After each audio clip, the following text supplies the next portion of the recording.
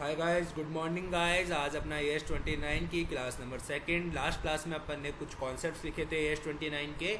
और सर आज अपन अपनी क्लास में उन कॉन्सेप्ट्स के बेसिस पे क्वेश्चंस करेंगे। बट सर उससे पहले मैं आपको कुछ और चीज़ें क्लियर करना चाहता हूँ। कल जो कोर्ट केस वाला एक मैंने नोट्स लिखवाए थे उसके अंदर कुछ चीज़ें मैं क्लियर करवाना चाहता हूँ आपको। ध्यान रखिएगा सर, जो मैंने आपको लिखवाए थे तीन चार केस लिखवाए थे। इफ़ क्वेश्चन से कहता है कि कंपनी 100% जीत जाएगी तो आपको कोई प्रोविज़न नहीं बनाना, ओनली कॉन्टीजेंट लायबिलिटी बनाना है। फिर एक और आप इसको मिटा के ऐसे लिख लीजिए सर। इसको जो सेकंड आपको मैंने नोट लिखवाया था इसके अंदर उसको मिटा के आप ऐसे लिख लीजिएगा। क्या लिख लीजिएगा सर? मैं अमेंडमेंट है, इसको मैं ग्रीन कलर से लिखवा देता हूँ, तो आप नोट डाउन कर लीजिएगा सर, अपनी कॉन्सेप्ट कॉपी में चेंज कर लीजिएगा। इफ़ जो प्रोबेबिलिटी है ऑफ लूजिंग केस को लूज करने की, मतलब हार जाने की, मोर देन 50% है। मैंने बोला अगर मोर देन 50% है मेरे केस को हार जाने की प्रोबेबिलिटी, तो प्रोविज़न नीडेड है, देन प्रोविज़न नीडेड होगा। Otherwise contingent liability. नहीं तो आपको हमेशा क्या दिखाना पड़ेगा? कॉन्टीजेंट लायबिलिटी ही दिखानी पड़ेगी। क्या सर आपको ये ही चेंज करना है? हाँ सर, आपको ये चेंज करके ये लिख लेना है। कल जो मैंने लिखवाया था अब उसकी जगह आपको सर ये वाला पॉइंट ऐड करना है, बाकी आपको कुछ भी चेंज नहीं करना अपने नोट्सों में। समझ में आया क्या? Yes sir. अगर आपकी प्रोबेबिलिटी ऑफ लूजिंग केस, आपको लगता है कि यार मेरे केस हारने की प्रोबेबिलिटी 50% से ज़्यादा है, तो फिर मुझे प्रोविज़न बनाना पड़ेगा। समझ में आई क्या बात? Yes sir. तो सर अपन अब ट्यूशन चालू करें ऐसे स्टडी मटेरियल के। यस सर, एक चेंजेस था जो मैंने आपको चेंज करवा दिया है।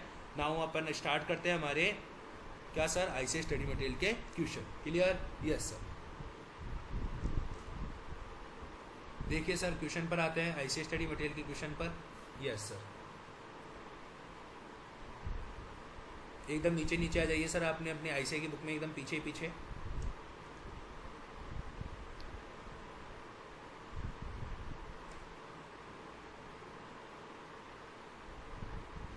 इलस्ट्रेशन नंबर 1 पे आ जाइए सर आप। एक second sir.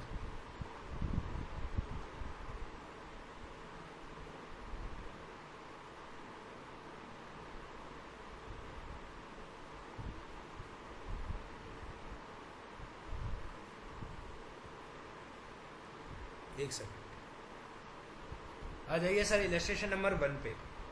Illustration number 1 AS29 आ गए क्या? Yes sir. देखिए सर, अब illustration number 121, illustration number 1 AS29 क्या लिखा हुआ है sir? At the end of the financial year ending on 31 March 2001, 31 December 2001, a company finds there are 20 law suits. 20 law suits मतलब 20 केसेस उनके पास आउटस्टैंडिंग है। जैसे 20 केसेस आउटस्टैंडिंग आए तो आपके दिमाग में समझ में आ गया क्या ये तो कोर्ट केस वाला है। और जब भी कोर्ट केस वाला होगा तो आपको वो जो चार्ट जो मैंने आपको अपनी नोट्स कॉपी में बनवाया था वो आपको पूरा की पूरा याद आ जाना चाहिए। क्लियर? Yes sir. उसमें क्या है देखिए क्या लिखा हुआ है, 20 केसेस है। 20 केसेस के अंदर क्या लिखा हुआ है कि जो फर्स्ट 10 केसेस है, फर्स्ट 5 केसेस है, उनमें वो 100% जीत जाएंगे। विन प्रोबेबिलिटी कितनी है? 100%। आइए चार्ट पर आइए सर। अगर विन प्रोबेबिलिटी 100% होती है तो कोई प्रोविज़न नहीं बनेगा, ओनली कॉन्टीजेंट लायबिलिटी। समझ में आई क्या बात? लॉजिक क्लियर हुआ क्या? समझ में आया ये वाला पॉइंट?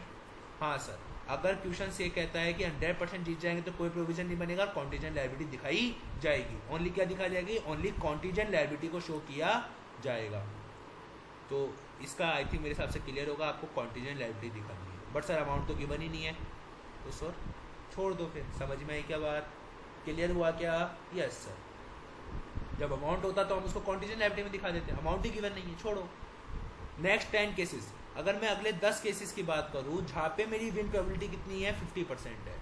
विन प्रोबेबिलिटी 50% है, इसका मतलब मेरे लॉस की प्रोबेबिलिटी कितनी है सर? मैं केस हार जाऊंगा उसकी प्रोबेबिलिटी कितनी है? 50% है। Yes sir. सेकंड पॉइंट, अगर मेरे प्रोबेबिलिटी ऑफ लूजिंग केस की अगर मैं केस हार जाऊंगा मोर देन 50% है, क्या बोला मैंने? मोर देन 50% है तो प्रोविजन नीडेड है, अदरवाइज आपको कॉन्टीजेंट लायबिलिटी बनानी पड़ेगी। क्या आपके केस हारने की प्रोबेबिलिटी 50% से ज़्यादा है क्या? नहीं सर। ओनली 50% है, तो इसका मतलब इसमें भी क्या बनेगी सर, आपकी कॉन्टीजेंट लायबिलिटी बनेगी। क्लियर क्या? Yes sir. रिमेनिंग 5 केस में विन की प्रोबेबिलिटी कितनी है सर? 50% है। मतलब केस को हारने की प्रोबेबिलिटी कितनी है सर? वो 50% है। क्या मोर देन 50% है क्या केस को हारने की प्रोबेबिलिटी? No sir. तो फिर अपन क्या कहेंगे सर, क्या कहेंगे, इसमें भी क्या बनेगा, कॉन्टीजेंट लायबिलिटी ही बनेगा। क्लियर क्या? अब कैसे बनेगा सर? मल्टीप्लाई बाय करके फटाफट से 40% 120 का कितना होता है सर? 48,000। Yes sir. 2 लाख का 10% कितना होता है सर? 20,000। टोटल कितना हो गया सर? 68,000। Yes sir. ये कितने केसेस का है? 1 केसेस का। और यहाँ पे कितने केस है अपने पास? 10 केस हैं। तो मल्टीप्लाई बाय कितने से कर देंगे sir upon? Sir multiply by कितने से कर देंगे? 10 से कर देंगे।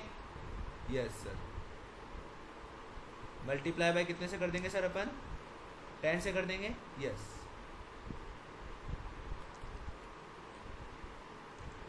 ठीक है, तो मल्टीप्लाई बाय अगर अपन 10 से करेंगे, देखिए सर, मल्टीप्लाई बाय 10 कितना आता है सर? 6,80,000। Yes sir. इधर भी कॉन्टीजेंट लायबिलिटी मल्टीप्लाई बाय देखिए कितना आता है? 30,000। यहाँ पे आता है आपके कितना? 42,000 इक्वल्स टू कितना होगा? 72,000। और कितने केसेस हैं सर? 5 केसेस हैं। Yes sir. मल्टीप्लाई बाय 5 कितना होता है सर? 3,60,000। समझ में आई क्या बात? Yes sir. टोटल कर लीजिए क्या सर? 10,40,000 आपके क्या कॉन्टीजेंट लायबिलिटी में शो कर रहा है क्या? वो ये देखिए सर क्वेश्चन, देखिए सर 10,40,000 शो कर रहा है क्या? हाँ सर, देखिए 10,40,000 आपके शो हो रहा है। समझ में आई क्या बात? Yes sir. आइए अब इधर आ जाए। यस, क्या लिखा हुआ है? क्या लिखा हुआ है? कंपनी का सेल टैक्स असेसमेंट हुआ, कब हुआ? ईयर 2001-2 का कब हुआ? 14 फरवरी 2004 को हुआ।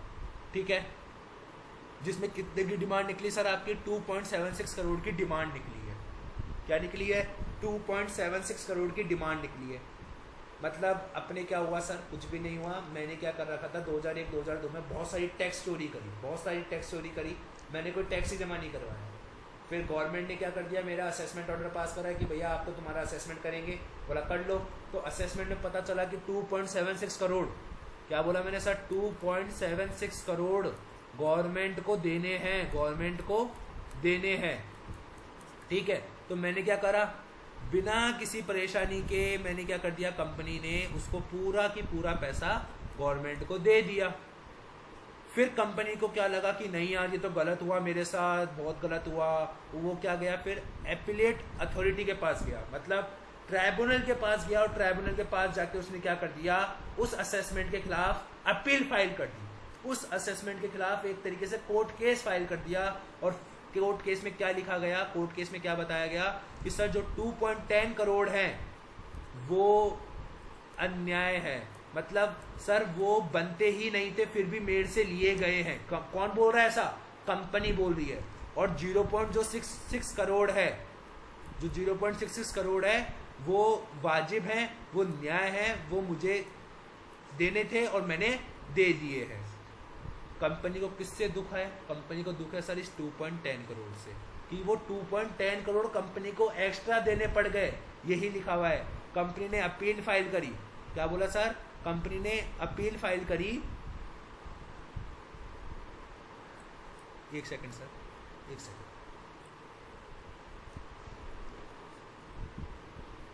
कंपनी ने क्या करा सर?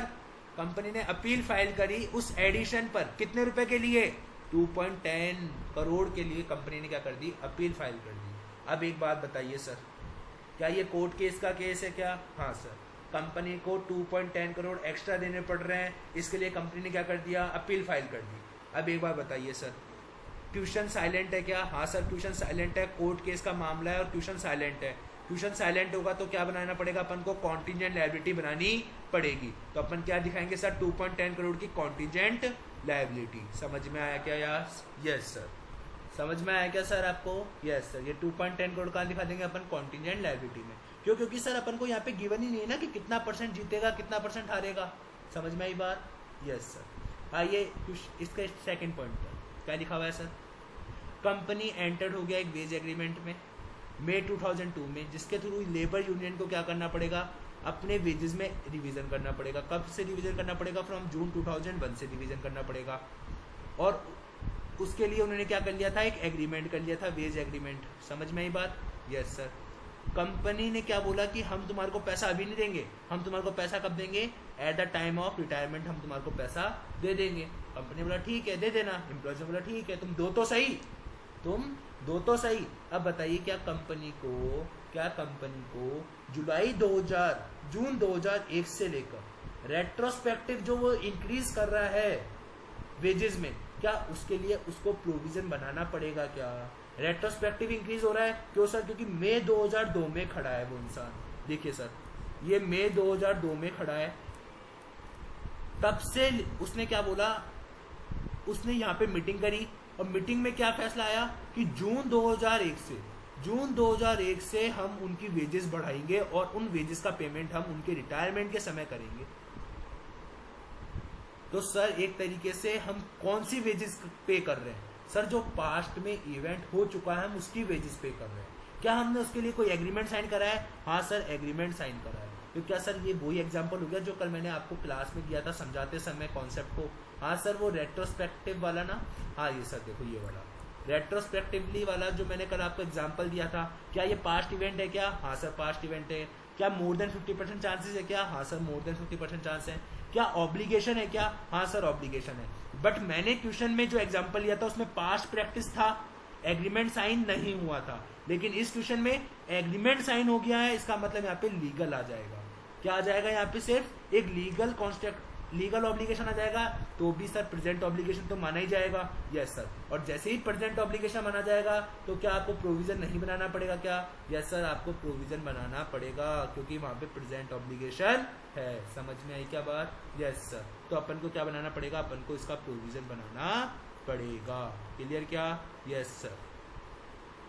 देखिए सर फर्स्ट का आंसर वही कॉन्टीजेंट लायबिलिटी में दिखा दिया, और सेकंड को अपन को रिक्वायर्ड है टू प्रोवाइड कराना। इसका मतलब होता है सर रिक्वायर्ड टू प्रोवाइड करने का मतलब होता है कि हमारे को क्या बनाना पड़ेगा? हमारे को क्या बनाना पड़ेगा? हमारे को बनाना पड़ेगा सर क्या? एक प्रोविजन बनाना पड़ेगा। क्या बनाना पड़ेगा सर? हमारे को प्रोविजन बनाना पड़ेगा। क्लियर क्या? Yes sir. समझ में आया क्यों प्रोविजन बना सर? क्यों बना? क्योंकि पास्ट इवेंट है, रेट्रोस्पेक्टिवली वेजेस का इंक्रीज हो रहा है और उसके लिए अपन ने एग्रीमेंट कर लिया है। क्लियर क्या? Yes sir. 100% clear? Yes sir समझ में आ गया। अब सर हमारे क्वेश्चंस पे आ जाइए। क्वेश्चन नंबर आ जाइए सर आप 17 पर। 17 पर आ जाइए सर, आपके क्वेश्चन नंबर 17 पर। देखिए सर क्या लिखा हुआ है। एक सेकंड सर मैं इसको रफ कर देता हूँ, एक सेकंड। क्वेश्चन नंबर 17 बहुत ही इंपॉर्टेंट क्वेश्चन है। क्या लिखा हुआ है sir? An organisation operate an offshore oil field, मतलब ऑयल निकालने का काम करती है एक ऑर्गेनाइजेशन है और उसने एक एग्रीमेंट कर रखा है। क्या कर रखा है? एक एग्रीमेंट है, मतलब लीगल ऑब्लिगेशन आ गया क्या? हाँ सर लीगल ऑब्लिगेशन आ गया। क्या ऑब्लिगेशन आ गया? कि उसको रिमूव करना पड़ेगा ऑयल रिग को। ऑयल रिग मतलब जो तेल निकालने की जो मशीनें होती है, बड़ी बड़ी मशीनें, उनको रिमूव करना पड़ेगा। जो खदान बनाए उन्होंने, जो खड्डे बनाए, खदान बनाए, उनको रिमूव करना पड़ेगा। कब? Eight the end of production. जब प्रोडक्शन खत्म हो जाएगा तब उसको ऑयल रिग को रिमूव करना पड़ेगा और उसको रिस्टोर करना पड़ेगा सी बीड। अब एक बात बताइए सर, एक एग्जाम्पल दिया था कल मैंने आपको क्लास में पढ़ाते समय, एक पॉइंट लिखवाया था रिस्टोरेशन वाला और डीकमीशनिंग वाला। हाँ सर याद आ गया। उसमें आपने बताया था कि जब हम मकान किराए पे लेते हैं तो हम उसको उसी कंडीशन में लौटाते हैं जिस कंडीशन में लिया था। तो हम उसके लिए एक प्रोविजन बनाते हैं कि यार भाई कभी बीच में तोड़ फोड़ हो गई या कुछ भी ऐसा काम हो गया तो हमारे को उसको खर्चा रिपेयर करवाने में खर्चा लगेगा, तो हम उसका क्या बनाते हैं सर? प्रोविजन बना देते हैं। तो वही चीज है sir provision for decommissioning and restoration. Clear क्या? अपन प्रोविजन बनाते हैं किस पर? At the rate present value पे। क्या यूज करके? प्री टैक्स यूज करके। समझ में आई क्या बात? Yes sir. अब एक बात बताइए क्या लिखा हुआ है इधर? वो ही अपन को रिस्टोर करना है। Yes sir.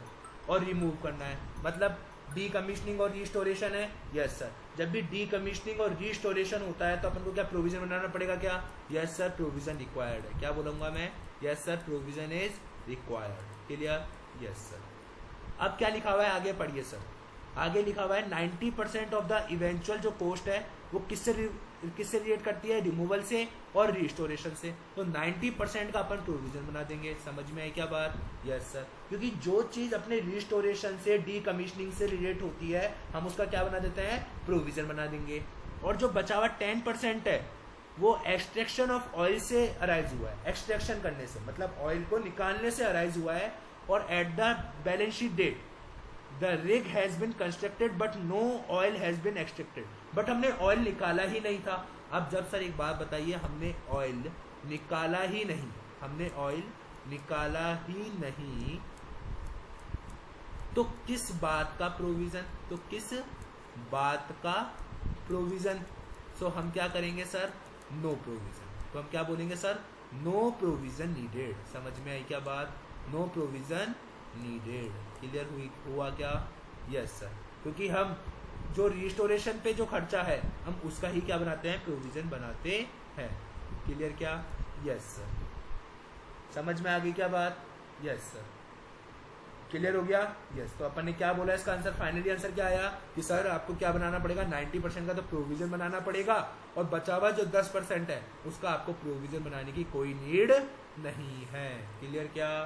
Yes sir. देख लीजिए एक बार सर सॉल्यूशन। यस सर देख लीजिए 17 का सॉल्यूशन,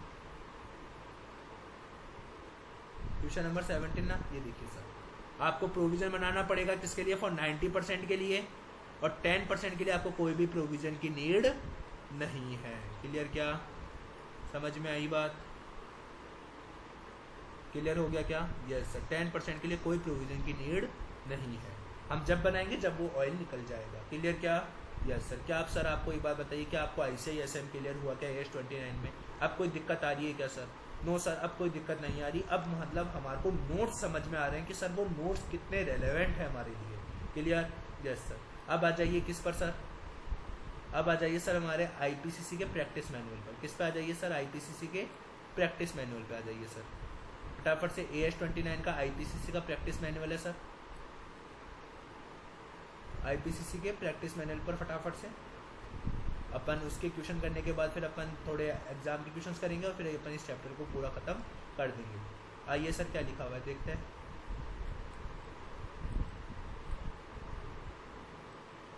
देखिए सर AS 29 ना, यस सर AS 29 देखिए सर अपन फटाफट से।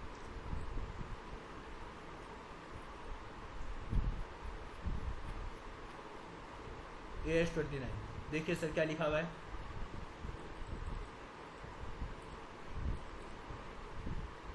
AS 29 question number 81, question number 81 देखिए सर क्या लिखा हुआ है। देखिए एक सेकंड सर, एक सेकंड, इसको मैं रफ कर देता हूँ।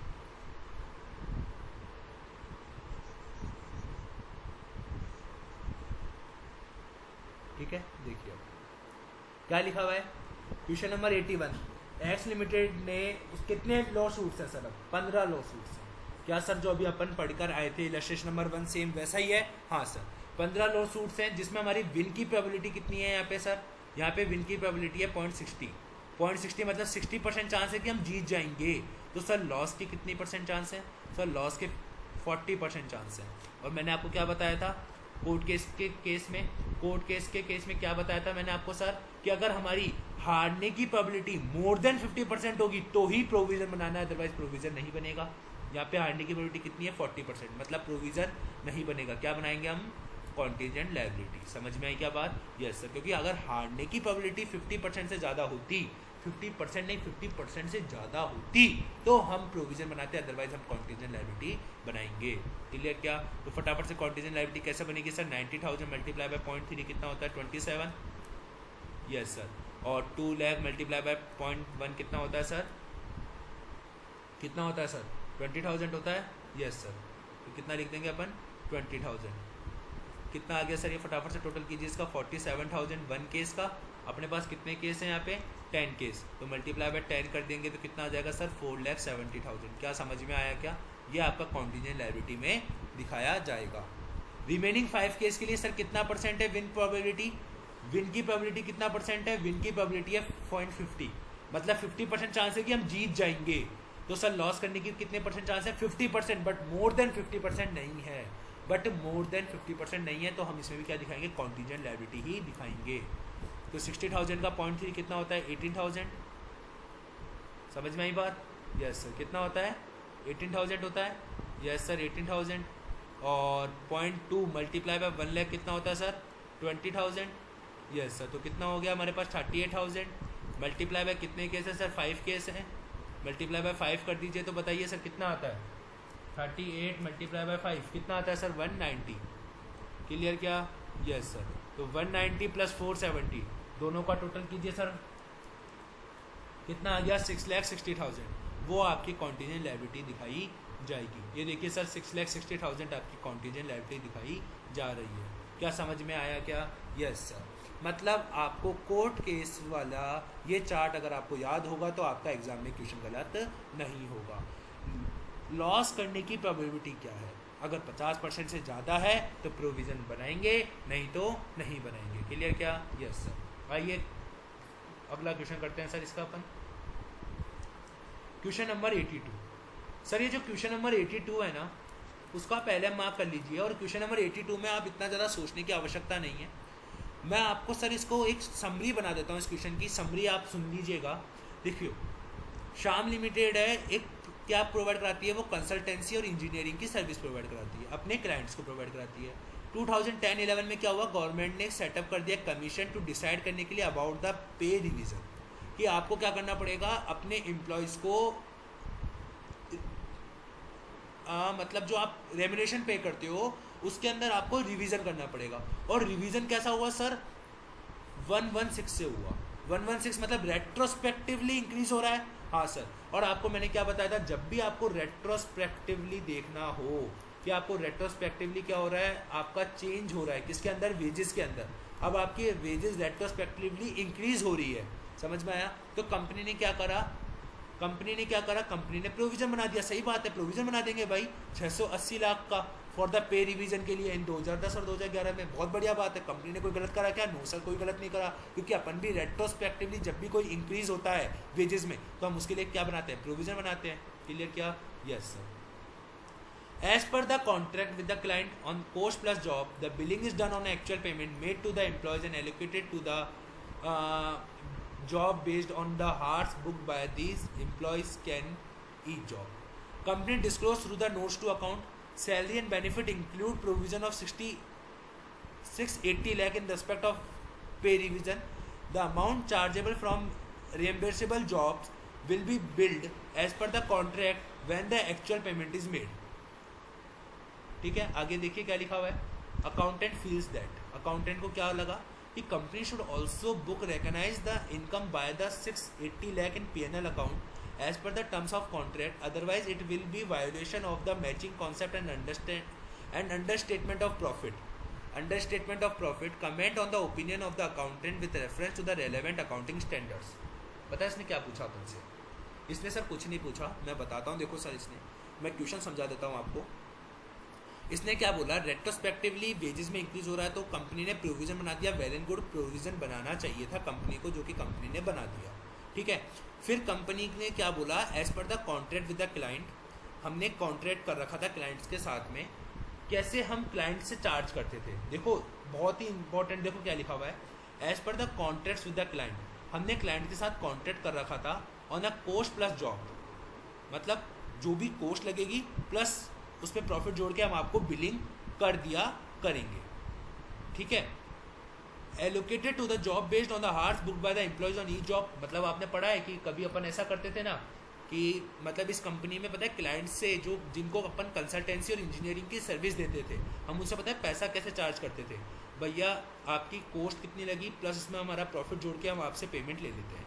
कोस्ट कैसे हम डिसाइड करते थे कि कितना किस वर्कर ने किस पर काम करा है, कितने घंटे वो ले रहा है। अब सिंपल सी बात है, हम उसको पेमेंट बढ़ा रहे हैं रेट्रोस्पेक्टिवली, तो हमने क्या सोचा? हम सोचेंगे कि भाई अब हम कस्टमर से भी पेमेंट ले लेंगे। अब एक बात बताइए, आप मुझे अब एक बात बताइए, क्या आपको क्लाइंट पिछला पेमेंट देने आएगा क्या?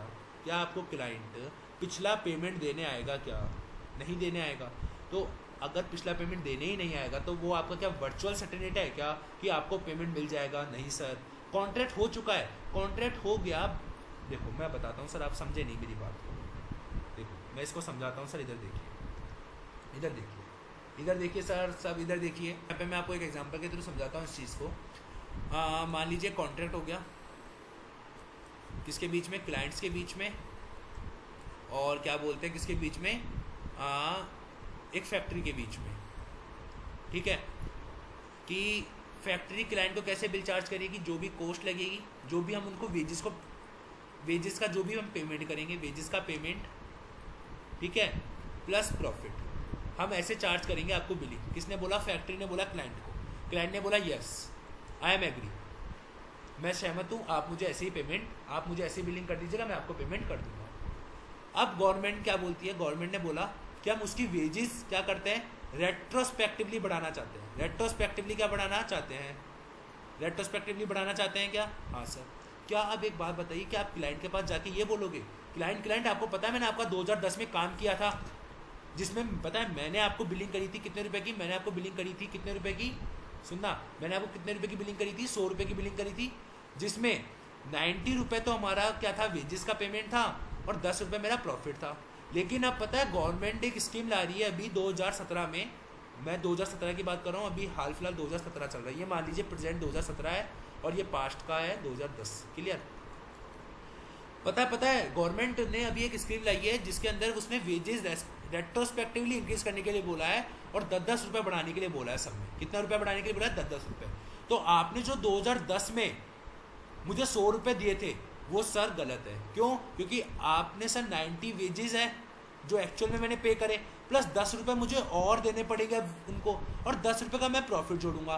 क्या एक बात बताइए, क्लाइंट आपको क्या ये 10 रुपये देगा क्या? आप खुद बताइए। क्या पुराने काम जिसको करे हुए बहुत साल बीत गए और उस टाइम ऐसी कोई स्कीम भी नहीं थी, क्या उसके लिए क्लाइंट आपको कोई पैसा देगा? खुद बताइए आप, क्या कोई क्लाइंट आपको इसका कोई पैसा देगा क्या? नहीं देगा, नहीं देगा ना। बट सर कॉन्ट्रैक्ट हो रखा है ना। अरे कॉन्ट्रैक्ट हो रखा है, कॉन्ट्रैक्ट का आप कुछ मतलब भी तो समझो कि कॉन्ट्रैक्ट एट द उस टाइम जब हो रखा था, क्या उस टाइम ऐसा कोई क्लॉज था क्या कि रेट्रोस्पेक्टिवली भी हम आपका अगर कोई इंक्रीज होता है तो हम आपको पेमेंट करेंगे? अगर ऐसा क्लॉज था तो फिर ये क्या माना जाएगा? वर्चुअल सर्टेन है। क्या माना जाएगा? ये वर्चुअल सर्टेन माना जाएगा कि हाँ भाई फिर तो हमारे को पेमेंट करना ही पड़ेगा। बट ऐसा कोई भी क्लॉज नहीं है कॉन्ट्रैक्ट में कि रेट्रोस्पेक्टिवली इंक्रीज का भी हमारे को पेमेंट करना पड़ेगा, नहीं है ना। तो इसका मतलब क्या है सर? एक रीजनेबल सर्टेन है, और रीजनेबल सर्टेन होने के केस में, रीजनेबल सर्टेन होने के केस में हम क्या करते हैं? इसको कॉन्टीजेंट लायबिलिटी के रूप में, कॉन्टीजेंट असेट के रूप में हम शो करेंगे, जो हमारे को पैसा मिलने वाला होगा कॉन्ट्रैक्ट से, और जो 680 लाख रुपए का जो प्रोविजन है उसको हम क्या करेंगे? पीएनएल अकाउंट में शो करेंगे। समझ में आई क्या बात? Yes sir. मतलब फाइनल आंसर आपका क्या निकला सर? फाइनल आंसर मेरा क्या निकला? फाइनल आंसर जो निकला मेरा वो ये निकला कि आपको प्रोविज़न बनाना, जो कंपनी ने बनाया 680 लाख का, वो आपको किस में चार्ज करना पड़ेगा? पीएनएल में चार्ज करना पड़ेगा, प्लस आपको बैलेंस शीट में दिखाना पड़ेगा लायबिलिटी साइड में। और आपका जो कॉन्ट्रैक्ट हो रखा है किसके साथ? क्लाइंट्स के साथ। कॉन्ट्रैक्ट जो हो रखा है आपका क्लाइंट्स के साथ, जिसमें जो आपको पैसा मिलेगा वो आपका क्या माना जाएगा? कॉन्टिजेंट असेट माना जाएगा। क्या माना जाएगा सर? आपका कॉन्टिजेंट असेट, जिसे आप नोट्स टू अकाउंट में शो करोगे। समझ में आई क्या बात? क्या लॉजिक क्लियर हुआ? क्या समझ में आया क्या? Yes sir. क्लियर हुआ क्या? यस। अब देख लीजिए सर एक बार अपन इसका आंसर। Yes sir. ये देखिए क्या लिखा हुआ है, ये देखिए, देखिए सर क्या लिखा हुआ है? द ओपिनियन, देखिए सर क्या लिखा हुआ है? The opinion of accountant regarding the recognition of income of 68 lakh is no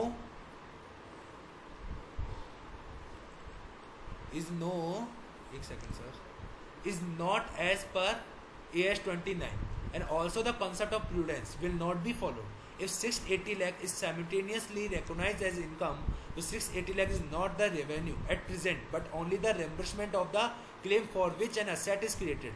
However, the accountant is correct to the extent as that non-recognition of 680 lakh as income will result in understatement of profit. To avoid this, in the statement of profit and loss, expenditure जो भी related है to provision may be presented net of the amount recognized for reimbursement. समझ में आई क्या आपको बात? क्या बोला मैंने? देखिए क्या बोला था मैंने आपको, देखिए मैंने बोला आपको प्रोविजन बनाना पड़ेगा 68 लाख का, यस बनाना पड़ेगा।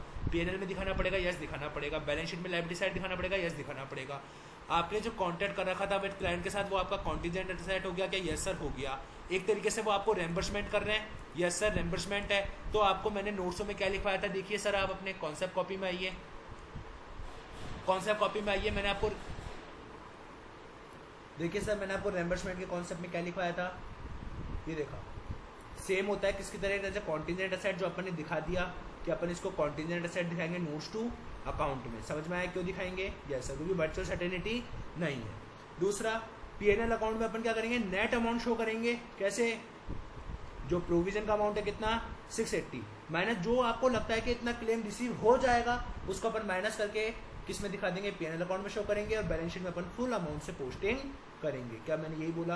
हाँ सर मैंने यही बोला। क्लियर क्या? Yes sir. समझ में आया आपको? ये क्लियर हो गया क्या? यस सर क्लियर हो गया। क्लियर क्या? Yes sir. अब आते हैं अपन क्वेश्चन नंबर 83 पर। क्या लिखा हुआ है? एयरलाइन है जिसको रिक्वायर्ड है बाय लॉ के द्वारा टू ओवरहॉल करना। सर क्या ओवरहॉल टू इट्स एयरक्राफ्ट, क्या प्रोविजन रिक्वायर्ड है क्या? नो सर, प्रोविजन रिक्वायर्ड नहीं है। क्यों नहीं है? क्योंकि सर आप कल आपने हमारे को नोट्सों में लिखवाया भी था कि ओवरहॉल के केस में आपको प्रोविजन रिक्वायर्ड नहीं होता। क्यों नहीं होता? क्योंकि आप कोई रियलिस्टिक अप्रोच लगाकर भी उस प्रोविजन को अवॉइड कर सकते हो। ये लिखाया हुआ सर, ये देखिए ऊपर ही ऊपर। कल समझाया था सर मैंने, इसमें बहुत टाइम भी दिया था। हाँ सर ये overhauling era. Clear? Yes sir. समझ में आया क्या? Yes sir. क्लियर हुआ क्या? बताइए सर क्लियर हुआ क्या? Yes sir. आइए इधर आ जाइए आप, क्वेश्चन नंबर 84 पे आइए सर अपन। अब क्वेश्चन नंबर 84, 85 और फिर खत्म है सर। ठीक है, तो दो ही क्वेश्चन बचे हैं सर अपने। पहले अपन 84 कर लेते हैं सर। 84 देखिए सर क्या लिखा हुआ है। एक इंजीनियरिंग गुड्स कंपनी जो प्रोवाइड कराती है after sale warranty, LM mark कर लीजिएगा सर इस क्वेश्चन को आप। After sale warranty service provide कराती है कितने साल के लिए? फॉर 2 ईयर्स के लिए टू इट्स कस्टमर्स को।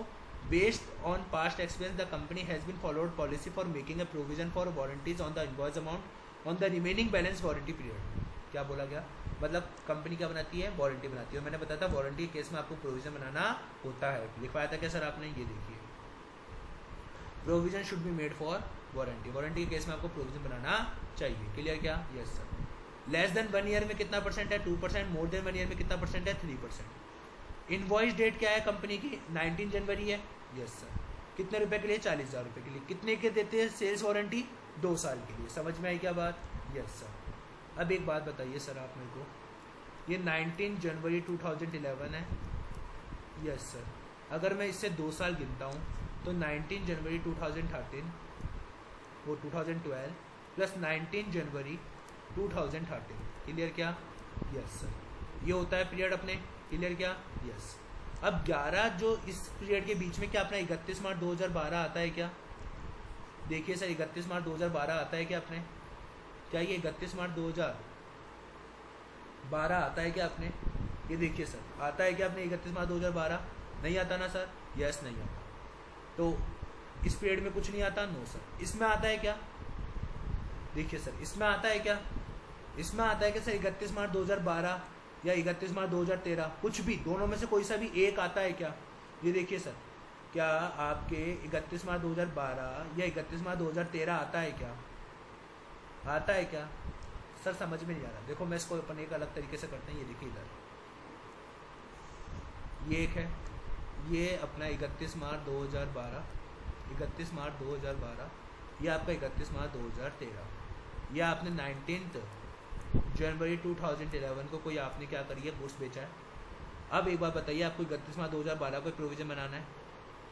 इसको 1 साल का पूरा होगा, इसको 1 साल पूरा होगा इधर 19 जनवरी 2012 को, क्योंकि 2 साल की तो सेल्स वारंटी है। समझ में ही बात?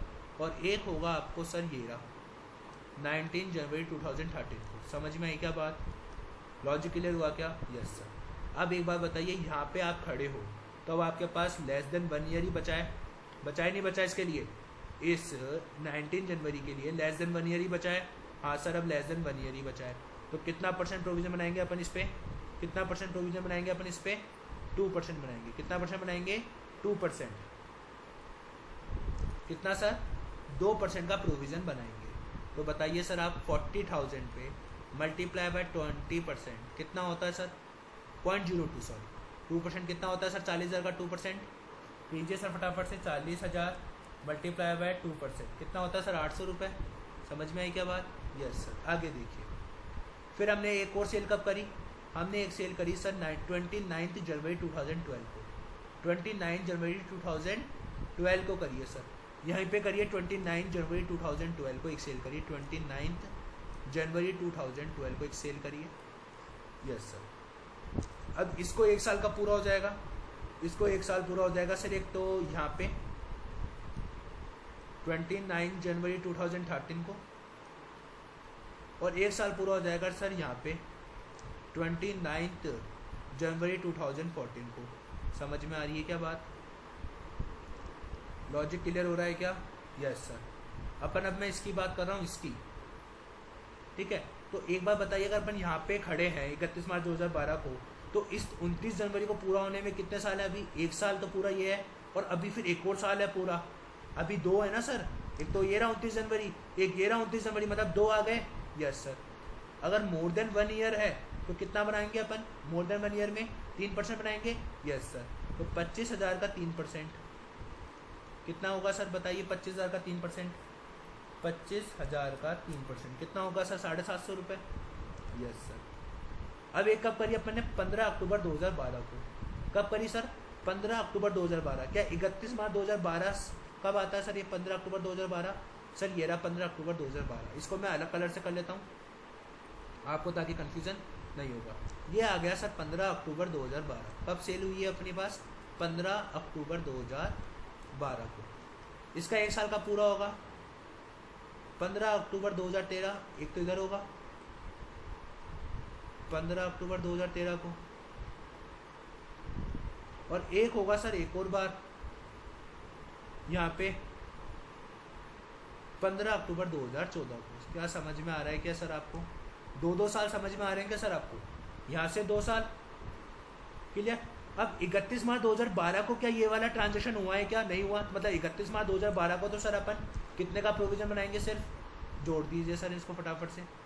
कितने का प्रोविजन बनाएंगे? 1550 रुपये का। देखिए सर कितने का प्रोविजन बन रहा है क्या?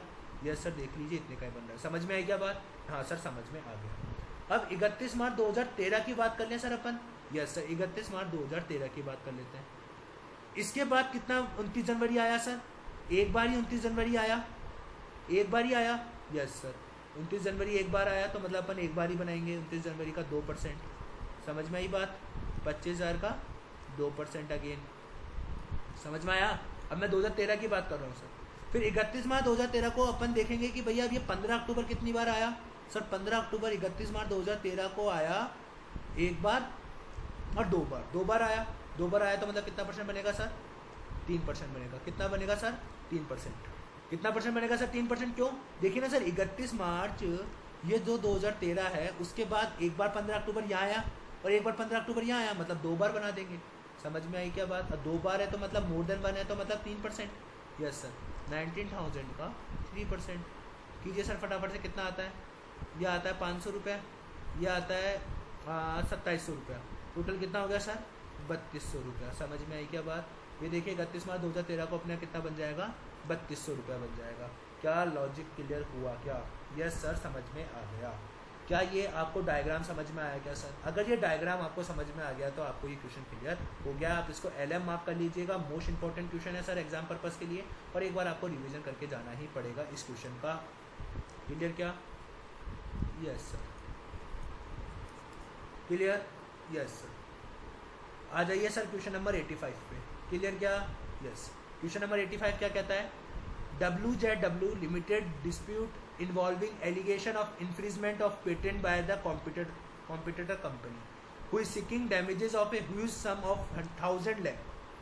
Directors are of opinion that the claim can be successfully resisted by the company. मतलब successfully मतलब 100% जीत जाएंगे, मतलब no provision। आपको कोई प्रोविजन बनाने की नीड ही नहीं है। कैसे सर, कोर्ट का केस है तो कोई प्रोविजन बनाने की नीड नहीं है। देखिए सर क्या लिखा हुआ है यहाँ पे, कंपनी, देखिए यहाँ पे हाउएवर फॉलोइंग, ये देखिए ये देखिए ये देखिए ये देखा, ये रहा, a contingent liability disclosed unless the possibility of outflow of resources avoiding economic benefit is remote. The possibility of outflow resources avoiding economic benefit seems to be remote in the given situation. Since the director of WZR of the opinion that claim जो है वो can be successfully resisted कर दिया जाएगा by company द्वारा, इस कारण से कंपनी जो है shall not disclose the same as contingent liability. However, following note in this regard may be given in the annual accounts of company. Litigation is in the process against the company relating to the dispute with a competitor who alleges that the company has infringed the patents and is seeking damage of 1,000 lakh. However, directors are of opinion that the claim can be successfully resisted by the company. भाई simple सी बात है, आपको क्या करना है, कोई provision बनाने की नीड नहीं है, नो प्रोविजन, आपको कोई प्रोविजन बनाने की नीड नहीं है। क्यों नहीं है, क्यों? क्योंकि देखिए सर ये लिखा हुआ, जब भी कोर्ट केस होगा, अगर कंपनी को लगता है कि वो जीत जाएगी, कंपनी को लगता है कंपनी से कि वो जीत जाएगी, क्या कह रखा है ना सर, सक्सेसफुली रेसिस्टेड कर देगी, सक्सेसफुली रेसिस्टेड कर देगी मतलब 100% जीत जाएगी, तो अपन को कोई प्रोविजन बनाने की नीड नहीं है। समझ में आई क्या बात? Yes sir, no provision. क्या यही आंसर है? यस सर, आपको यही लिखना है। अब सर एक बात बताइए, हमारे को AS 29 के क्वेश्चनों का आंसर कैसे लिखना है, ये इंपॉर्टेंट है, मैं बता देता हूँ सर। जब भी AS 29 का क्वेश्चन आएगा तो आपको कैसे आंसर लिखना है, सबसे पहले आपको प्रोविजन लिखना है। सर प्रोविजन कैसे लिखना है मैं बता देता हूँ आपको। एक तो प्रोविजन की डेफिनेशन लिखनी है, एक तो आपको प्रोविजन की डेफिनेशन लिखनी है, ठीक है। दूसरा आपको क्या बोलते हैं, कॉन्टिजेंट लायबिलिटी की डेफिनेशन लिखनी है। ये दोनों डेफिनेशन लिखने के बाद आपको क्या करना है, गिवन केस बताना है। गिवन केस के बाद आपको क्या करना है, कंक्लूजन देना है। समझ में आई क्या बात? यस सर, समझ में आ गया। ये आपका AS 29 का स्ट्रक्चर होगा किसी भी केस का आंसर लिखने से पहले। क्या क्लियर हुआ क्या सर ये वाला आंसर भी? Yes sir, provision no needed just because, क्योंकि कंपनी को लगता है कि वो सक्सेसफुली क्या कर देगी, रेसिस्टेड कर देगी, उसके ऊपर तो हमारे को प्रोविजन बनाने की नीड नहीं है। समझ में आई क्या बात? यस सर, क्लियर क्या? Yes sir. और देखिए AS 29 का कोई क्वेश्चन है क्या? नो सर, अब कोई AS 29 का क्वेश्चन नहीं है। तो हमने हमारा IPCC का जो प्रैक्टिस मैनुअल है वो भी खत्म कर दिया। अब सर हम फटाफट से कर लेते हैं हमारे फाइनल AS का जो प्रैक्टिस मैनुअल है, फाइनल का जो AS का जो प्रैक्टिस मैनुअल है, हम उस पर आ जाते हैं फटाफट से सर। अब एक बार फाइनल का जो AS है प्रैक्टिस मैनुअल का, उसको करने के बाद ताकि सर हमारा जो कॉन्सेप्ट है वो पूरा की पूरा ख़त्म हो जाएगा। ये आ गया सर, देखो AS 29।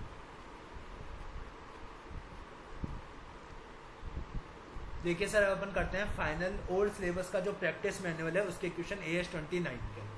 क्वेश्चन नंबर 108 कहाँ से मिलेगा सर? बॉस नॉलेज पोर्टल से आप डाउनलोड कर सकते हो आप इसका फाइनल का AS ओल्ड प्रैक्टिस मैनुअल का। क्या लिखा हुआ है sir? Mini limited took A factory premises on A lease. किस पे ले ली? लीज मतलब रेंट पे ले ली एक तरीके से, आप ये मान के चलिए जिन्होंने अभी तक लीज नहीं पढ़ा है। ऑन 1 अप्रैल 2016 को कितने रुपए में सर? 2 लाख रुपये पर मंथ, मतलब 2 लाख रुपए पर मंथ का किराया होगा। जो लीज है वो एक ऑपरेटिंग लीज है। During the March 2017 mini limited ने क्या कर दिया, अपना बिजनेस रीलोकेट कर दिया एक न्यू फैक्ट्री बिल्डिंग में, और जो लीज था ऑन ओल्ड फैक्ट्री प्रीमाइसेस का कंटिन्यू होगा टू द कब तक? 31 दिसंबर 2019 तक। The lease can not be cancelled and can not be sublet. Lease को ना तो कैंसिल किया जा सकता ना सबलेट किया जा सकता। ऑडिटर जो है इंसिस्ट दैट के lease rent of balance of 33 months का up to 31st March 2019 should be provided in the accounts for the year ended 31st March 2017. Mini limited your advice मांगता है, LM मार्क कर लीजिए sir, most important question है, फटाफट से इसको LM mark कर लीजिए। जिनको नहीं प्रिंट आउट चाहिए वो अपनी कॉपी में इसको उतार लीजिए सर, कॉन्सेप्ट कॉपी में आप इस क्वेश्चन को उतार के उसका नीचे आंसर लिख लीजिएगा, मैं बता रहा हूँ वो लिख लीजिएगा। क्या हुआ, मैंने ना एक जो लीज एक है ना फैक्ट्री प्रीमाइसेस रेंट पर ले लिया जिसका किराया कितना है? 2 लाख रुपए पर मंथ है, ठीक है। ध्यान रखना सर, जो भी रेंट के एग्रीमेंट होते हैं ना, जितने भी रेंट के एग्रीमेंट होते हैं वो हमेशा एग्जीक्यूटिव कॉन्ट्रैक्ट होते हैं। क्यों? क्योंकि सर एग्जीक्यूटिव कॉन्ट्रैक्ट इसलिए होते हैं क्योंकि जब तक मैं उसको यूज़ में नहीं लूँगा तो वो मेरे से पैसे नहीं मांगेगा, ऐसा नहीं होता सर। एग्जीक्यूटिव कॉन्ट्रैक्ट का मतलब क्या होता है? कल मैंने बताया था कि हम दोनों को अभी पार्टली परफॉर्म करना बाकी है। मैं यूज़ में लूँगा फिर उसको पैसे दूंगा, मैं यूज़ में लूँगा फिर पैसे दूंगा, ठीक है। तो एग्जीक्यूटिव कॉन्ट्रैक्ट होता है, ठीक है। 2 लाख रुपए पर मंथ आपको क्या करना पड़ेगा? रेंट देना पड़ेगा। और आप क्या कर रहे हो सर? मार्च 2017 में अब अपने बिजनेस को ही रिलोकेट कर रहे हो, अब रीलोकेट कर रहे हो तो इस कारण से जो आपकी वो बिल्डिंग है, जो आपकी वो सर बिल्डिंग है, वो अब आपके कोई काम नहीं आएगी, बिल्डिंग का आप कोई यूज़ नहीं रह गया, नहीं रह गया, फिर भी उसका रेंट चालू है सर। तो एक तरीके से ये आपके लिए लॉस मेकिंग कॉन्ट्रैक्ट हो गया क्या? हाँ सर, लॉस मेकिंग कॉन्ट्रैक्ट हो गया। क्यों हो गया? क्योंकि सर हम अब उसको यूज़ भी नहीं कर रहे, फिर भी हमारे को रेंट देना पड़ रहा है, तो एक तरीके से हमारे लिए लॉस मेकिंग कॉन्ट्रैक्ट है। और लॉस मेकिंग कॉन्ट्रैक्ट है तो मतलब ओनोरियस कॉन्ट्रैक्ट है। कल क्या मैंने आपको बताया था क्या ये चीज़? यस सर, देखिए ओनोरियस कॉन्ट्रैक्ट के बारे में कल आपको बताया था मैंने। ये रहा ओनोरियस कॉन्ट्रैक्ट। एग्जीक्यूटिव कॉन्ट्रैक्ट होता है there must be a loss, यहाँ पे क्या होना चाहिए? लॉस होना चाहिए। और प्रोविजन का अमाउंट कैसे बनता है? पेनल्टी का अमाउंट और loss amount which ever is lower. अब देखिए सर यहाँ पे आपको पेनल्टी कितनी है? सर यहाँ पे आपको पेनल्टी है ही नहीं, पेनल्टी का अमाउंट यहाँ पे कितना है सर? आपका 0 है। समझ में आई क्या बात? लेकिन आपको 33 मंथ्स जहाँ आप यूज़ नहीं कर रहे फिर भी आप उसको रेंट दे रहे हो 33 मंथ्स का इंटू 2 लाख रुपये पर मंथ करके, मतलब आपको 66 लाख रुपये का क्या हो रहा है? लॉस हो रहा है। तो अब एक बात बताइए, पेनल्टी तो यहाँ पे है ही नहीं, तो लॉस तो हो रहा है 66 लाख का, तो आपको उसको प्रोविज़न बनाना चाहिए। समझ में आई क्या बात? क्या लॉजिक क्लियर हुआ क्या आपको? समझ में आई क्या बात? यस सर, क्लियर हुआ क्या? यस, क्योंकि ये क्या है हमारा सर? एक तरीके से ओनोरियस कॉन्ट्रैक्टर, और ओनोरियस कॉन्ट्रैक्ट में हम क्या करते हैं हमेशा? पेनल्टी अमाउंट और loss which ever is lower होता है उसका हम क्या बनाते हैं? प्रोविजन बनाते हैं। बट पेनल्टी इस क्वेश्चन में है ही नहीं, इस कारण से हम लॉस का क्या बना देंगे? क्या बना देंगे हम इस लॉस का? प्रोविजन बना देंगे। क्लियर क्या? Yes sir. Sir question number 109 same as आपका इलस्ट्रेशन नंबर 2 है, जो कि हम पिछली वाली क्लास इसी क्लास में कर चुके हैं। ठीक है, इलस्ट्रेशन नंबर 10 पर आ जाइए सर। इंपॉर्टेंट क्वेश्चन है, LM मार्क कर लीजिए सर इसको आप।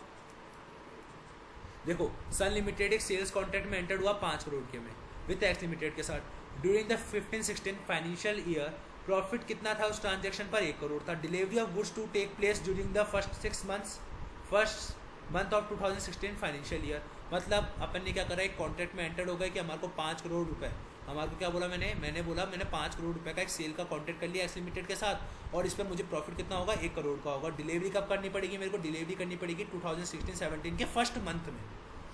इन case of failure of Sun Limited, अगर सन लिमिटेड फेलियर हो जाता है टू डिलीवर करने में गुड्स को with in a schedule time में, तो उसको कंपनसेशन 1.5 करोड़ का देना पड़ेगा टू एक्स लिमिटेड को।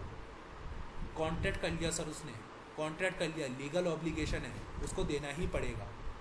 ठीक है, 1.5 करोड़ का उसको कंपनसेशन देना पड़ेगा। सन लिमिटेड ने प्लान करा टू मैन्युफैक्चर करना गुड्स को during the last months of 2015-16 as on the balance sheet date the goods were not manufactured and it was unlikely that the Sun Limited will be in a position to meet the contractual obligation. क्या लिखा हुआ है sir? समझाओ इस question को। Yes sir. क्या हुआ, मैंने आपके साथ कॉन्ट्रैक्ट कर लिया, मैंने बोला कि मैं आपको 5 करोड़ रुपए का माल बेच दूंगा जिसमें मुझे 1 करोड़ का प्रॉफिट हो जाएगा, लेकिन ध्यान रखना वो जो मैं माल आपको डिलीवर करूंगा वो 2016-17 के फर्स्ट मंथ में डिलीवर हो जाना चाहिए। अगर आप डिलीवर करने में फेल हो जाते हो शेड्यूल टाइम पर, तो आपको 1.5 करोड़ रुपए का पेनल्टी लग जाएगी। सन लिमिटेड ने मैन्युफैक्चर तो कर लिया अपने गुड्स को 15-16 में, लेकिन उसको लगता है बैलेंस शीट डेट पर कि यार मेरे को नहीं लगता कि मैं उनको डिलीवर कर पाऊंगा फर्स्ट मंथ में, 16-17 के फर्स्ट मंथ में मैं उनको डिलीवर कर पाऊंगा, ऐसा मुझे नहीं लगता। सिंपल सी बात है। एक बात बताइए, क्या इसमें आपको प्रोविज़न बनाना चाहिए या नहीं बनाना चाहिए? आपको ये ही बताना है। क्लियर क्या? Yes sir. तो सर देखिए, प्रोविज़न बनेगा क्या? यस सर, प्रोविज़न बनेगा। क्यों बनेगा? क्योंकि सर मैंने क्या बताया था, प्रोविज़न बनाने के लिए आपको क्या क्या चाहिए? प्रोविज़न बनाने के लिए सर आपको सबसे चाहिए पहले past event. Past event, yes sir, past event है, क्योंकि आप कॉन्ट्रैक्ट कर चुके हो और आपके गुड्स भी मैन्युफैक्चर नहीं हुए हैं। अब गुड्स मैन्युफैक्चर नहीं हुए हैं और आप कॉन्ट्रैक्ट कर चुके हो, इसका मतलब आपको प्रोविज़न बनाना पड़ेगा, क्योंकि पास्ट इवेंट है। क्यों? क्योंकि सर आपके गुड्स मैन्युफैक्चर नहीं हुए ना। हाँ सर, गुड्स मैन्युफैक्चर नहीं हुए और आपने कॉन्ट्रैक्ट कब करा था? पास्ट में करा था। क्लियर क्या? Yes sir. ठीक है। दूसरी चीज़, क्या लीगल ऑब्लिगेशन है क्या? कोई ऑब्लिगेशन है क्या? हाँ सर, लीगल ऑब्लिगेशन है, क्योंकि हमने कॉन्ट्रैक्ट कर लिया था कि हमारे को पेमेंट करना ही पड़ेगा। लगता है क्या मोर देन 50% चांस है क्या पे करने के? Yes sir, more than 50% chances हैं टू पे करने के, चांसेस हैं टू क्या करने के? पे करने के। तो आपको प्रोविज़न बनाना पड़ेगा क्या? यस सर, आपको प्रोविज़न बनाना पड़ेगा। कितने करोड़ का? 1.50 करोड़ का आपको कंपनसेशन का प्रोविज़न बनाना पड़ेगा। क्या प्रोविज़न आपको प्रॉफिट माइनस करके बनाना पड़ेगा क्या? नो सर, प्रोविज़न आपका फुल बनेगा। नो, प्रोविज़न जो है वो आपका फुल अमाउंट पे बनेगा। प्रोविज़न किस पे बनेगा? फुल अमाउंट पे बनेगा। मतलब 1.5 करोड़ का जो पेनल्टी का अमाउंट है उस पर आपको क्या बनाना पड़ेगा? प्रोविज़न बनाना पड़ेगा। क्यों बनाना पड़ेगा? क्योंकि सर ये पास्ट इवेंट है। हम कॉन्ट्रैक्ट पहले ही कर चुके हैं, हमारे को अब उसको पैसा देना ही पड़ेगा। क्यों? क्योंकि हमारे गुड्स मैन्युफैक्चर ही नहीं हुए थे। सबसे इंपॉर्टेंट लाइन है कि सर हमारे गुड्स मैन्युफैक्चर ही नहीं हुए थे। अगर हमारे गुड्स मैन्युफैक्चर ही नहीं हुए थे तो हम कैसे डिलीवरी कर पाएंगे? और हमने कॉन्ट्रैक्ट भी कर चुके हैं पहले ही, तो ये पास्ट इवेंट हो गया, हमारा ऑब्लिगेशन आ गया और 50% चांसेस आ गए टू पे करने के, तो हमारे को अब प्रोविज़न देना ही पड़ेगा, प्रोविज़न बनाना ही पड़ेगा। अब कई बच्चे क्या बोलते हैं, सर प्रोविज़न बना दो, 1 करोड़ का तो प्रॉफिट है, 1.5 करोड़ का प्रोविज़न है तो 50 लाख का प्रोविज़न बना दो। ऐसा नहीं होता सर, प्रॉफिट कभी भी आपके प्रोविज़न में से एडजस्ट नहीं होता। क्यों नहीं होता? क्योंकि सर अभी आपने सेल ही कहाँ करी है जो आपको प्रॉफिट हो गया। समझ में आई क्या बात? यस सर, ये देखिए वही लिखा हुआ है कि आपको 1.5 करोड़ का क्या बनाना पड़ेगा, प्रोविज़न बनाना पड़ेगा एज पर AS 29। क्यों? क्योंकि देखिए पास्ट इवेंट है और आउटफ्लो ऑफ रिसोर्सेज है और इसको अपन एस्टिमेट भी कर सकते हैं। प्रोविजन शुड भी रिकग्नाइज किया जाना चाहिए। सन लिमिटेड का ऑब्लिगेशन है डिलीवर करने का, बट लेकिन वो प्रोबेबल है कि सन लिमिटेड फेल हो जाएगा उसको शेड्यूल टाइम पे डिलीवर करने में, और पॉसिबल है टू एस्टिमेट करना द अमाउंट ऑफ कंपनसेशन, तो इस कारण से उसको क्या करना पड़ेगा, रिकॉग्नाइज करना पड़ेगा। लेकिन आप देखो आपको 1.5 करोड़ का ही प्रोविजन बनाना पड़ेगा फुल अमाउंट से, आप उसमें प्रॉफिट एडजस्ट नहीं करोगे। समझ में आई क्या बात? यस सर, क्लियर हुआ क्या? यस। क्वेश्चन नंबर 111, मतलब सर आपको लग रहा है एक चैप्टर इजी है, हाँ मतलब मैनेजेबल है, अगर अपन ने वो फर्स्ट क्लास ढंग से समझी हो तो कि हाँ भाई क्या हो रहा है क्या नहीं हो रहा। क्योंकि गुड्स मैन्युफैक्चर नहीं हुए, गुड्स मैन्युफैक्चर नहीं हुए तो सिंपल सी बात है आपको पेनल्टी पे करनी पड़ेगी, तो उसके लिए आप प्रोविजन बना दो, बात ही खत्म। 1111, an oil company has been contaminating land for several years. It does not clean up because there is no legislation require cleaning up. At 31st March 2017, it is virtually certain that a law requiring a clean up of land already जो contaminated हो चुकी है will be enacted shortly after the year end. Is provision presently necessary? क्या हुआ sir?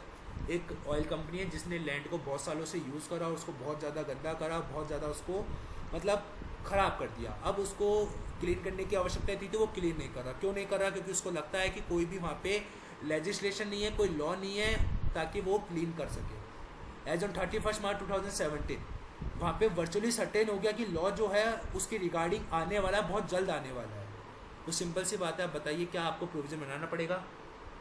क्या बनाना पड़ेगा? क्या provision बनाना पड़ेगा क्या? Yes sir. देखिए पहले प्रोविज़न की देखो कंडीशंस देख लिया करो सर। सबसे पहले प्रोविज़न की पास्ट इवेंट है क्या? हाँ सर, आप गंदा कर चुके हो, आप यूज़ कर चुके हो, तो इसका मतलब वो पास्ट इवेंट है।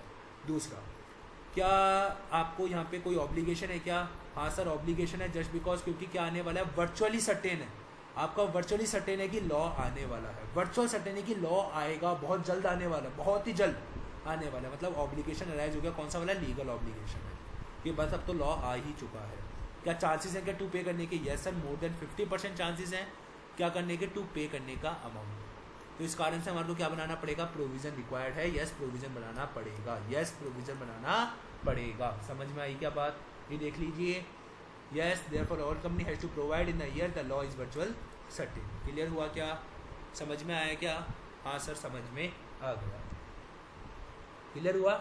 Yes sir. तो आपको हमेशा ही ऐसे सोचना है, अगर कोर्ट केस वाला आ जाए तो वो चार्ट से सोचना है, बाकी अगर कोई स्पेशल केसेस में आ जाए तो उसके अकॉर्डिंग सोचना है। अगर नहीं आता है तो फिर प्रोविज़न पास्ट इवेंट है क्या? हाँ है, क्योंकि आप गंदा कर चुके हो। ऑब्लिगेशन है क्या? हाँ सर, क्योंकि लॉ आने वाला है, बहुत जल्द आने वाला है, तो आपके ऊपर लीगल ऑब्लिगेशन आ गया और फिर आपको पे करना ही पड़ेगा, कुछ भी नहीं कर सकते फिर आप। समझ में आई क्या बात?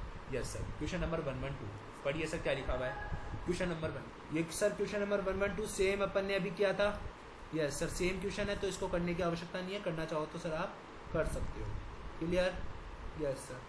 और देखिए, और है क्या? नो सर, अब और नहीं है। तो सर अपन ने क्या क्या कर लिया? ICAI का SM कर लिया, IPCC का प्रैक्टिस मैनुअल कर लिया, CA फाइनल ओल्ड कोर्स का प्रैक्टिस मैनुअल कर लिया। अब सर अपने पास बचता है सजेस्टेड आंसर्स के क्वेश्चंस। तो सर पहले अपन नवंबर 20 पर आ जाते हैं फटाफट से, ताकि सर अपना ये चैप्टर आज की क्लास में ही ख़त्म हो जाए। क्लियर क्या? Yes sir.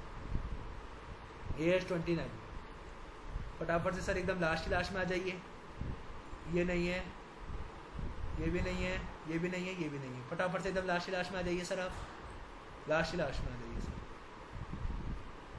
क्वेश्चन नंबर एकदम लास्ट में आ जाइए। ये रहा सर AS 29, आपका नवंबर 20 का क्वेश्चन है, नवंबर 2020 का क्वेश्चन है AS 29 का। देखिए क्या ये क्वेश्चन आज अपन कर चुके हैं क्या? हाँ सर 50% अराइज है from the extraction of oil से, और 85% जो है वो eventual cost related to the removal of oil disc से।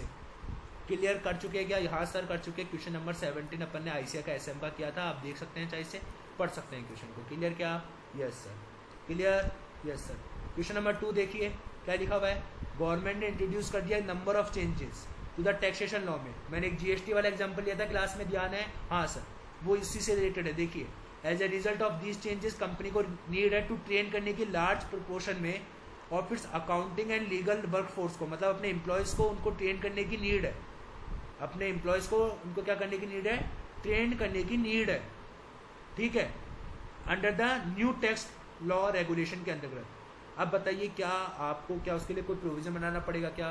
No sir, no provision. क्यों प्रोविज़न नहीं बनाना पड़ेगा? क्योंकि सर मैंने आपको बताया था, क्या बताया था? देखिए, अगर आपको रिट्रेनिंग करवानी है अपने एम्प्लॉयज़ को, तो उसके लिए कोई प्रोविज़न नहीं बनाते हैं। रिट्रेनिंग ऑफ एम्प्लॉयज़ के लिए बाय प्लेस कर सकते हैं अपन उनको, तो अपन इसलिए उनके लिए कोई प्रोविज़न नहीं बनाते हैं। समझ में आई क्या बात? Yes sir. क्लियर हुआ क्या? यस। देख लीजिए सर आप इसका आंसर फटाफट से। ये देखिए सर, आपको जो है उसके लिए आपको no such expenditure has been cut, no provision is required. आपको कोई प्रोविज़न रिक्वायर्ड नहीं होगा। क्लियर क्या? यस सर, आपको कोई प्रोविज़न रिक्वायर्ड नहीं होगा। क्लियर? यस सर, वही बोला अपन ने, और इसके अंदर वही बोला अपन ने। देखिए, इसका तो क्वेश्चन ही सेम था जो अपन कर चुके हैं पहले। क्लियर क्या? Yes sir. तो नवंबर 20 के क्वेश्चन आपने देखा कि अपने कॉन्सेप्ट नोट्स अगर अपन पढ़ के चल जाते हैं तो अपन से एग्जाम के क्वेश्चन भी हैंडल हो सकते हैं। क्लियर क्या? Yes sir. आ जाइए अब अपने सर जनवरी 2021 के क्वेश्चन पर। देखिए फटाफट से, यहाँ पे कोई AS29 का क्वेश्चन आया हुआ है क्या? AS29 का या तो फर्स्ट क्वेश्चन होगा या क्वेश्चन नंबर 6 का लास्ट वाला क्वेश्चन होगा। ये दो ही क्वेश्चन होते हैं जो कि आपके एएस से बेस होते हैं, नहीं तो बाकी कोई सा भी क्वेश्चन आपके एएस से बेस नहीं होता है। क्लियर क्या? एक सेकंड सर, एक सेकंड। देखिए सर, ये है क्या? नहीं है। ये है क्या? नहीं है। क्वेश्चन नंबर 4 है ये तो। अभी क्वेश्चन नंबर 5 नहीं है सर। क्वेश्चन नंबर 6 देखो, ये AS19 का है, ये आपका जर्नल एंट्रीज है, एम्प्लॉय स्टॉक ऑप्शन का है, ये आपका लिक्विडेशन का है, ये आपका उसका है। मतलब सर अपने इसमें भी नहीं आया है वो, AS29 इसमें भी नहीं आया। अब सर जुलाई 2021 में देख लेते हैं क्या इसमें आया है क्या? यस सर, फटाफट से देखते हैं ताकि अपन ख़त्म कर सके सर हमारे कोर्स को। और AS29 का ये लास्ट क्लास होगी जिसमें अपन ने पूरे क्वेश्चन कर लिए हैं। फटाफट से क्वेश्चन नंबर 1 देखिए, कंपलसरी कोई क्वेश्चन आया है क्या AS29 से रिलेटेड? No sir. AS29 से रिलेटेड कोई क्वेश्चन आया है क्या? नो सर, AS29 से रिलेटेड कोई क्वेश्चन नहीं आया है। तो अपन क्वेश्चन नंबर 6 देख लेते हैं, क्या क्वेश्चन नंबर 6 में कोई आया है क्या? या तो फर्स्ट क्वेश्चन में AS का होता है या फिर क्वेश्चन नंबर 6 से AS का होता है। क्वेश्चन नंबर 6 का पहला अपना AS20 का आ गया था, ये लिक्विडेशन का आ गया था, ये AS9 का है, ये ESOP वाला है। नहीं सर, एक भी क्वेश्चन नहीं आया नवंबर 20 के बाद में। तो सर ऐसा मत सोचिएगा कि ये इंपॉर्टेंट नहीं है, ये इंपॉर्टेंट है। ऐसे आपको पता चल गया होगा कि इसमें मतलब कितना प्रैक्टिकल इशू डिस्कस होता है कि क्या प्रोविज़न बनाना चाहिए या नहीं बनाना चाहिए। तो सर आज हम हमारी क्लास में इतना ही रखेंगे, और इसी के साथ अपन ने क्या कर लिया है, अपन ने पूरा के पूरा AS29 ख़त्म कर लिया है। आप घर जाइए, जितने भी क्वेश्चंस हैं आपके पास उनकी प्रैक्टिस कीजिए, स्टडी मेट की, फाइनल ASPM की, प्रैक्टिस मैनुअल, IPCC की, नवंबर 20, जुलाई 21, जनवरी 21, इन सब क्वेश्चंस की आप प्रैक्टिस कीजिए। Tata bye bye.